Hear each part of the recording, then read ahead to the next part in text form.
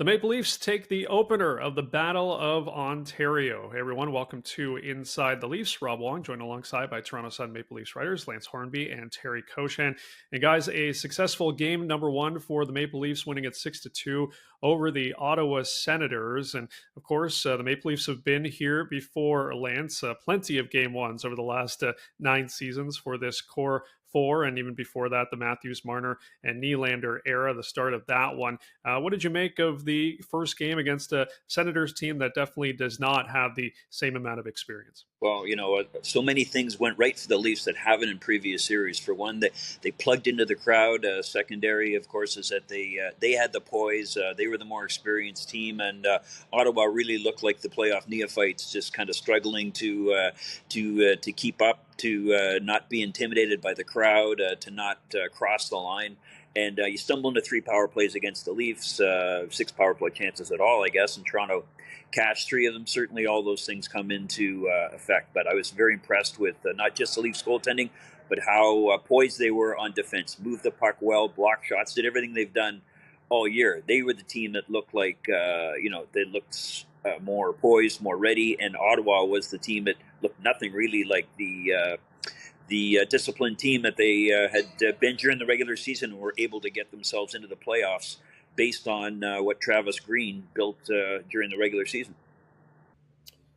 For me, it was a group of veterans beating a team that played a lot like a box of the puppies getting out of the box and not being sure what to do. And listen, I know the Senators had some 5-on-5 opportunities in that, but you can't be undisciplined in that in the playoffs. And you can talk about it all you want going into a series, but until it actually gets underway and you're a part of it, things can get away from you. I think that's what happened with Ottawa. I don't think they're going to be like that tomorrow night. But, the biggest, what do we always talk about going into the playoffs? Goaltending and special teams will go a long way to helping you win games. For the Leafs, game one was a textbook example of that. Stolarz was excellent when he needed to be. The save on Brady Tkachuk when the Leafs were up 2-1 on the breakaway following the Morgan Riley giveaway, or turnover, sorry. At the beginning of the second period, huge. Ottawa got nothing like that at all from Linus Ullmark. So goaltending, massive. Special teams, huge. And I can't imagine the Ottawa Senators will be overly encouraged, encouraged, I guess, with the idea of giving the Leafs more opportunities on the power play in game 2. They just have to be so much better in that regard.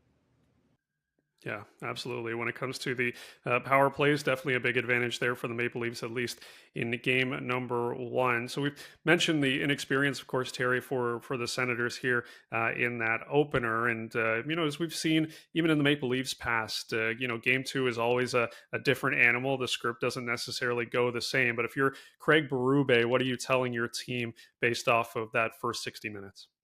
Well, a lot of it is leave it on Sunday night. It's kind of like if you lose a hockey game in a bad way, you flush it. The Leafs have to do that with game 1 and realize that game 2 is going to be, it's a different night, different start, and everything else. So they have to be better at 5-on-5. He was saying today that he thinks they could, do a better job of hunting and hounding on the forecheck. I would agree with that. Morgan Riley was talking about moving the puck out of the defensive zone better, so that has to happen. But I think they have to realize too that they're going to see a different Senators team, I would believe, on Tuesday night. And I think the Leafs probably think that as well. But again, having said that, there are areas the Leafs do better in too. They, like we mentioned, 5-on-5, they were outshot 2-1.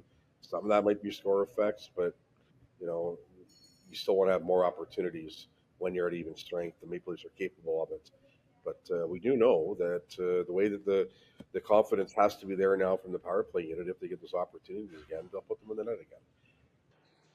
I think you're going to see the value of having a Stanley Cup experienced coach in Craig Berube tomorrow. I think that, might have been a time where the Leafs took a game 1 lead, and either one of 2 things would happen. They would take their foot off the gas, or some other, internal noise or external noise would kind of affect them. I don't think you're going to see that here.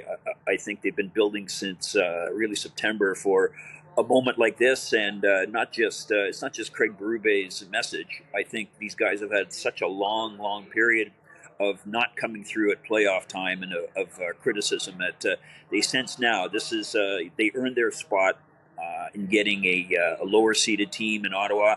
Now they have to use it. They're not going to face Florida and Tampa Bay at least until next round. They have some time here, so I think it's the players' experience as well as Craig Berube, keeping things, keeping a lid on them getting too excited, staying disciplined, again plugging into the crowd tomorrow night. And I think the Leafs, based on game one, which is we mentioned earlier, they're having trouble winning those. They can take the ball and run with it now from this position. Well, it's only one game, but the Maple Leafs passing that opening test against the Senators. We'll see what's in store in game number 2 on Tuesday night. As always, leave your thoughts in the comment section below. For Lance Hornby and Terry Koshan, I'm Rob Wong. Thanks for watching, and we'll talk to you next time.